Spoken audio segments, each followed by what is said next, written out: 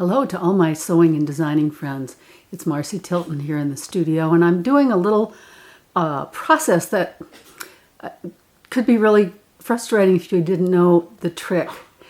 So what I'm showing here, this is actually a lining for something, and I've got two opposite curves to sew together. That could be crazy making, but it's really easy if you know the tricks of the trade.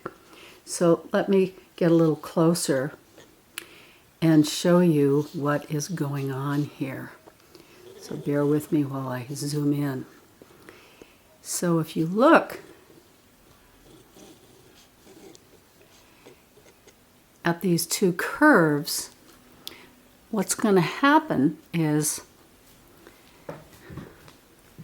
when you go to sew them together, you need to clip that inner curve.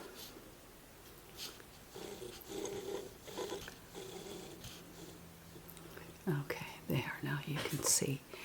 So what I've done here is I've done a line of stitching, and that line of stitching in a perfect world, which is not ever perfect, but in an ideal world, it's just a little bit inside where you're going to stitch.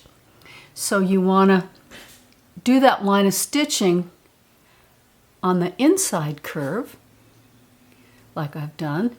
And then what you're going to do is you're going to go in and clip.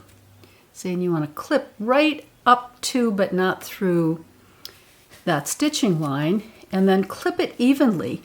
So I've made my little clips about a 1/2 inch apart, and when I go to join these two different shapes, the seam line is the same on the two, but you have to work it to get it in. And this particular garment has got the opposite thing going on. So this is an armhole facing, and it joins up with the lining. And so I've done the same thing here. I've run that little line of stitching, clipped.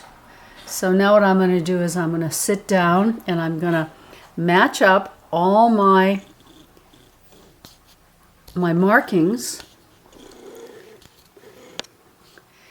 and sew it up. And when I stitch right along the seam line, everything should match and I shouldn't have any little puckers. So let's keep our fingers crossed.